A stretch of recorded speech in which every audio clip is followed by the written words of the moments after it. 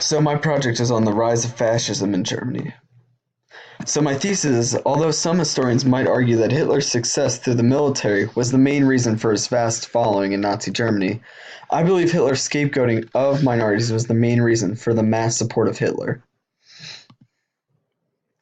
To understand what state the people were in at the time of the rise of the Nazi Party, 1933, we must first know the context behind this time period. World War I fighting would end with an armistice on June 28, 1918. As the sounds of victories reigned for the Allies, the sounds of defeat trumpeted across Germany and the rest of the Central Powers. To compensate for the economy, the Weimar Republic would take loans from the United States to stay economically afloat in 1923. This would be called the Dawes Plan. The downside to this was that the German economy depended on the US to be stable so they could rely on their loans. Sadly, though, in 1929 the stock markets would crash, and so would Germany's economy. Leading up to 1933, Germany would be in economic turmoil that would be crucial to the rise of Hitler. After Kaiser Wilhelm II was abdicated, the Weimar Republic was voted in as the political system for Germany in 1919, immediately following the end of the First World War. The Weimar Republic showed to be an ineffective and weak party that would lead to a power vacuum in which the Nazi Party would fill. The middle class would carry the burden of this economic depression the most, and this anger would build within the German population. Socially, Germans were very angry at the world for reprimanding their country to such a bad economic state through the Versailles Treaty, which placed a tremendous debt on Germany. Additionally to that, there were thousands, maybe even hundred thousands of men coming home from war, coming home from trench warfare. And once you come out of the trench warfare, you're never the same. And these men were never the same. And once you got back home, not only was your economy destroyed, but any money you saved in the bank was gone.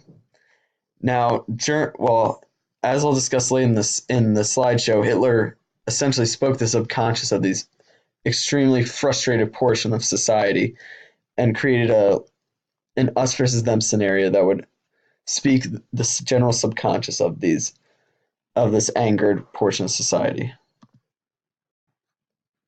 Now, in 1919, Hitler would join the DAP, a wildly conservative political organization, and in 1920, Hitler would become the spokesperson of the DPA and would change the party's name to the National Socialist German Workers' Party. In 1929, Hitler seized control of the National Socialist German Workers' Party. Then in 1933, von Papen and Hindenburg resigned and gave the presidency to Hitler.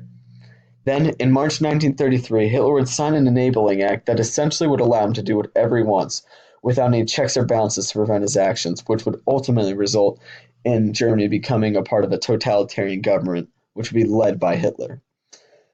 Now, this is all very important because even though Hitler was put into power, he was not favored by most of the German public at first, but through scapegoating, I believe he was able to gain more popularity within the country. Now, scapegoating and saying that this certain groups of people is the enemy has been regarded among the historical community as one of the major attributes of a fascist regime. As Lawrence Britt states, the most significant common thread among these regimes was the use of scapegoating as a means to divert the people's attention from other problems, to shift blame for failures, and to channel frustration in controlled directions. Now, the diversion of the general populace's attention has been shown to be a very effective method that not only distracts the people from the real problems, but creates a common goal for the people.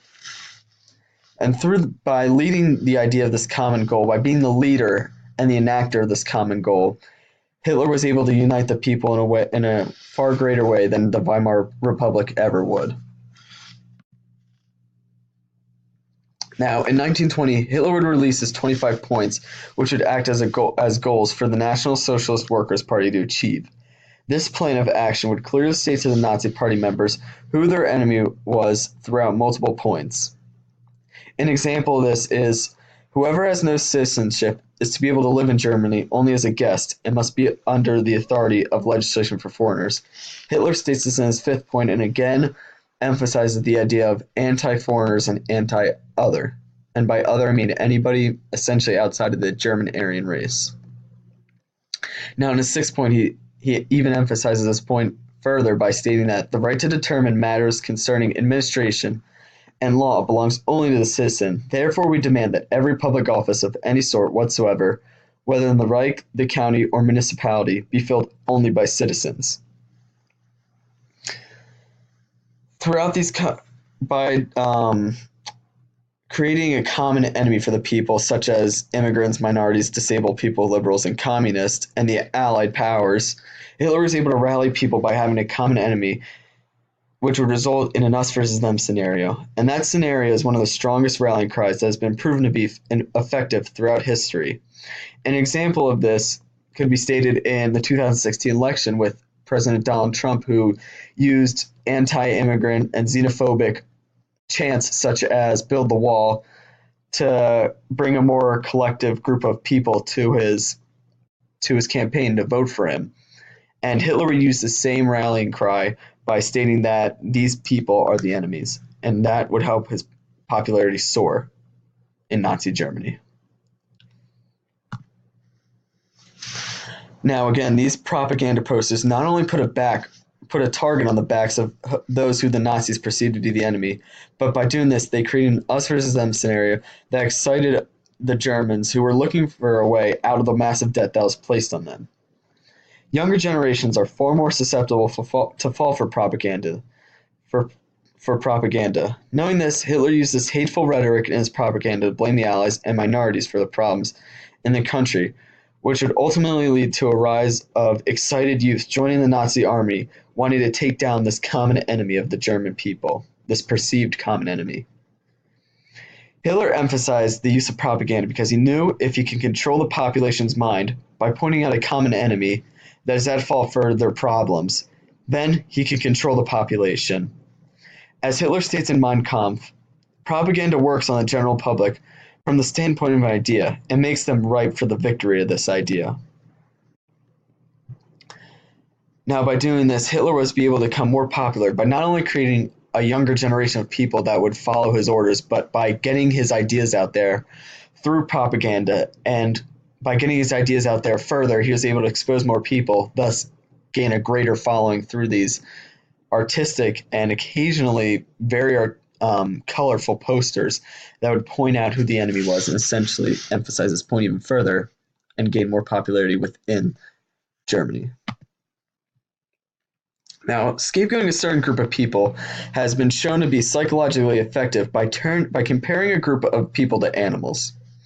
Through dehumanizing people, the persecution is automatically easier for the mob because they think of it as a necessary job to punish those people for their problems. We can assert that this concept of scapegoating is proven to be an effective method for turning a crowd into a mob to a crowd with a leader. This is evident in Nazi Germany and is another reason why I think scapegoating is the main cause for the population following Hitler, because of the psychological security and the false sense of a hero complex that scapegoating brings to united people for mass control, such as Hitler did. These psychological traits of humanity prove how effective scapegoating is for a population to follow a leader or a movement with unwavering loyalty. Now, some historians believe the success Hitler had with his military was the main reason the population started to follow Hitler after his election in 1933. But they argued that because of the achievements Hitler gained through restoring the military and the economy, his popularity soared exponentially. As Spiegel Online states, opinions surveyed long after the end of the Second World War showed that many people, even then, continued to associate these achievements positively with Hitler.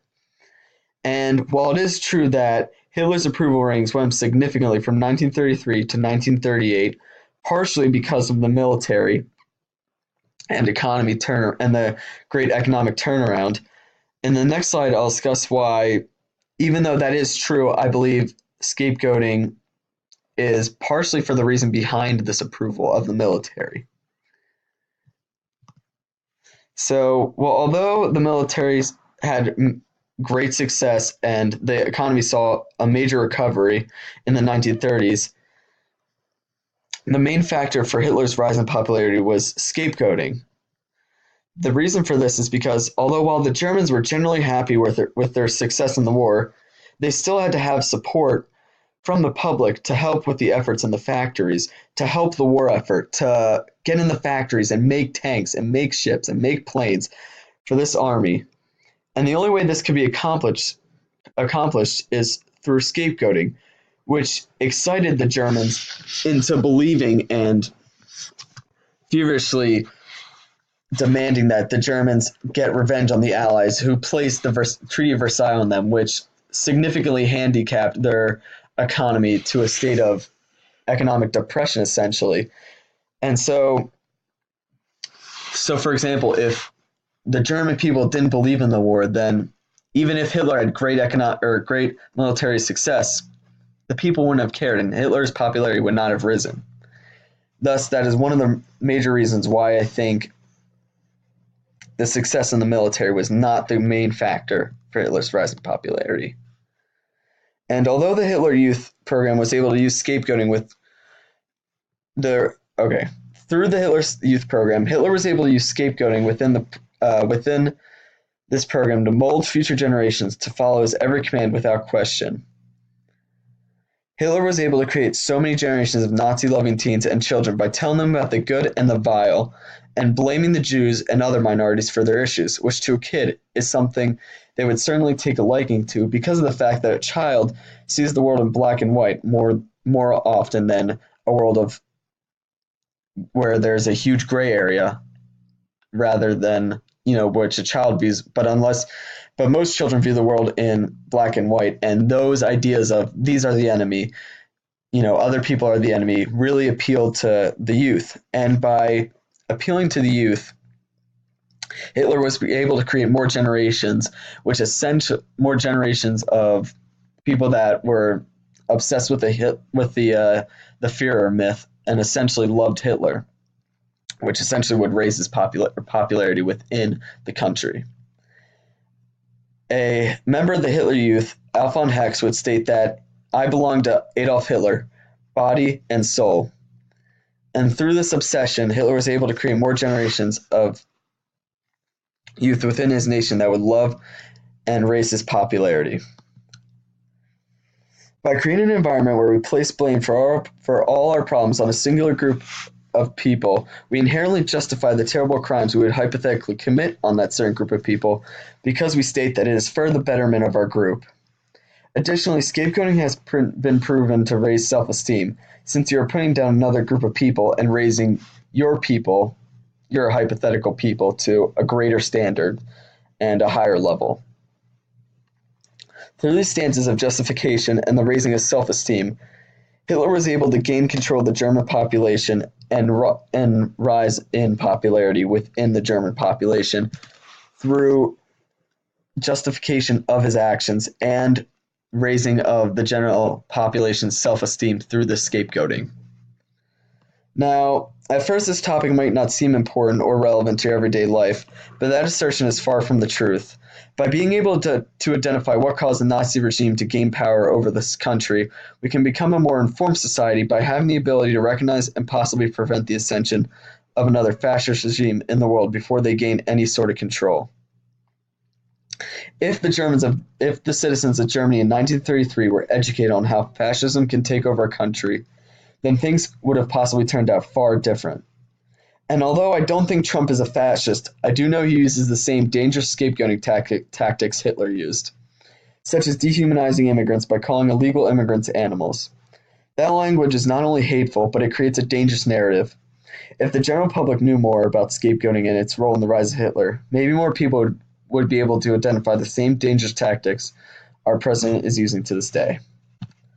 Now, through the Hitler Youth justification for atrocities, raising the German people's self-esteem, dehumanization of the other side, propaganda, 25 points, an us versus them scenario, and the hero complex were all fueled by scapegoating, which was the biggest factor that led to the German population falling for Hitler and the Nazi regime through all those psychological factors, which were all fueled by scapegoating. Now, thank you for watching my presentation. Here is my bibliography. It's 3 slides. Here's the first one. Here's the second one. And then here's the third one. Thank you again for watching my presentation.